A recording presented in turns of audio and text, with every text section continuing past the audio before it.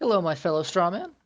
In today's video, we will be discussing a problem that atheists so often bring up when discussing the Abrahamic God, a problem which I personally find insufficient to justify atheism, the problem of evil. But strawman, you may ask, aren't you an atheist? Shouldn't you be explaining why the problem of evil precludes God? That's a fair question, otherwise I wouldn't be pretending to ask it on your behalf. Simple. I disagree with it. And this channel isn't just going to be me echoing affirmation to other atheists. Of course, even if I disagree with it, at least it's a point in my favor. Why spend time on it when I could focus my energy on tearing down theistic arguments? Well, there are two reasons. Firstly, I named this channel off the idea that my view of atheism is, to the best of my knowledge, quite unique. Theists generally have a very tenuous grasp on what atheists in general believe, and on my beliefs even more so. A wise woman once said that it is impossible to fill a cup which is already full. And when I do get around to presenting my argument against God in a future video, I don't want any theist to have some false ideas of all these other reasons I might not believe in their God. I want it on the record that there is no fallback argument, no secondary reason propping up the first. The argument I will eventually make stands on its own. The second reason is that I want this video to function as a sort of peace offering to theists, a proof, if you will, that I do take their ideas seriously. I want them to be able to walk away from this video with a legitimate solution to the problem of evil. When they can use what I say now to rebut their atheist friends, they will know that I am the kind of person who is willing to engage fully with their ideas and steelman the theistic perspective before attempting to tear it down. When I do get around to posting that video on why I'm an atheist, they won't be able to say that I have a hard heart or am closed-minded. They too will have nothing secondary to fall back on. So, let us begin by bringing anyone unfamiliar with this problem up to speed. In the Abrahamic and many other faiths, God is claimed to be an all-loving, all-powerful, all-knowing being. These qualities are very important to the theology, as it is on this basis that we can trust the divine word he has provided us with. He has our best interest at heart, wants to guide us to salvation, and is capable of doing so. The problem of evil is twofold. First, the problem of unnecessary suffering. If the creator of our universe is all-loving, then how come existence includes child mortality, famine, disease, and the like? And secondly, even without humans, how come there was suffering of innocent animals, even extinction of entire species throughout Earth's history? Typical theist answers to the first question may look something like, God gave humans free will and they corrupted the world, or that evil was necessary for some greater good, or that it was to challenge our spirits and test our faith. And to the second question, I have only ever heard them say that God works in mysterious ways, or deny the millions of years of history altogether. The history denial is a topic for another video. Otherwise, atheists generally say something along the lines that free will doesn't exist, no all-good God could justify evil with a greater good, or that no all-good God could justify evil by using it to test their faith. To many atheists, it seems intuitive that any amount of evil would be contradictory to the existence of an all-loving God. Frankly, they have a point. But intuition is not enough, and when you dig down into the details, I find this stance to boil down to little more than an argument from incredulity. Knowing that a God is all-loving does not tell us what it can and cannot do, especially when it is combined with other omni traits. Moreover, may I remind my fellow atheists that we are dealing with an unfalsifiable, all-flexible concept. So with that in mind, let me try to steelman the theist's explanation for the existence of evil in a reality created by an all-loving God. Firstly, if God were only all-loving, they could not justify evil.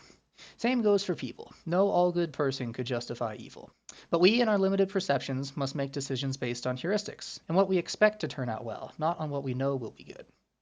God, on the other hand, is all-knowing as well as all-loving, which gives him the foresight to make choices that appear evil, but which turn out for the best.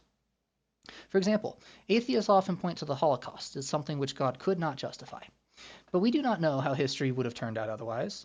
What if the Holocaust is some horrible lesson our society needed to learn, and if we didn't, we would be doing it today on a much grander scale? What if, in all alternate histories, failing to have a Holocaust before the atomic bomb was invented led to the nuclear bombing of the whole Middle East? Would God not have chosen our timeline over any of these others? Our critique of God's choices would be like a beginner chess player telling an uber-advanced chess engine what to do, when that engine is fully capable of knowing the end results of every decision it could make. It could castle when it looks suicidal to castle. It could sack a queen when it looks like it would give up every advantage doing so. It can make these decisions because in the end, it knows that strange as the path may look, it is the best path to victory. Now my solution does rely on the idea that God doesn't interfere with us directly, otherwise he could just step in and kill all the Hitlers, nuclear age or no. But God is also all-powerful, and that raises a question. Why couldn't he create a universe which had better timeline options? Why not go straight to giving us a text that includes all the moral lessons we need to know? Why not go straight to creating us alongside him in heaven? And the answer to that is because God wants us to have free will. Consider this: were God the only existing thing, he would naturally grow bored. He would want to create other things who can coexist with him. But were he to create them directly, they would not have their own independent will and be of little interest to him. I think the only thing he could truly find interesting would be sentience with its own free will. But, like creating a rock so heavy he couldn't lift it, this is a logical contradiction. Were he to create some being directly, that being would have his will, or one derived from it.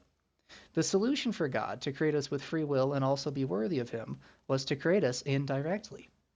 This is what justifies the creation of this world as a temporary stop on the way to heaven or nirvana or some other eternal bliss. Compared to such a reward, any finite suffering is meaningless. God could have created our entire universe as a way to test us, perhaps test our faith or our deeds or any other measure this God may choose. The pain and suffering intrinsic to natural selection were necessary for God to create sentient life without any direct intervention. Once sentient beings existed, the suffering and evil in the world would have greatly motivated them to believe more moral truths and to act more ethically, whichever way the God wanted to judge them. There is one clarification I need to make before I wrap up. I know a lot of people, both theists and atheists, who would say that God's omniscience is incompatible with free will. But even when I was a believer, I didn't think so.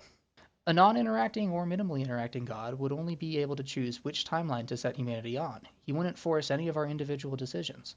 No single person would have control over or responsibility for history as a whole, but they each would be responsible for their individual decisions. So in summary, an all-loving God is, by itself, contradictory to the evil and suffering in this world. However, it is no longer contradictory when that God is also all-knowing, all-powerful, and intends for us to have free will. At least that's the way I see it. I don't think that any theist can prove that anything I'm saying is definitively true, but I do think that as a postulate it is plausible. The same way that intelligent design advocates can't quite show a definitive contradiction between natural mechanisms and the emergence of life, I don't think atheists can show that the God in question is contradictory to even the gratuitous evil we see. Their arguments in the problem of evil boil down to intuition and incredulity, and at the end of the day, they don't hold water. I'll add that even if the problem of evil reached the conclusion it intended, it would still only rule out one particular version of a god. Now, normally I end with a challenge to the theists, but since I'm in agreement with them on this point, I'll put it to my fellow atheists. Do you find the problem of evil to be a convincing argument? And if so, what have I got wrong? I look forward to hearing your responses, and as always, go read a fucking book.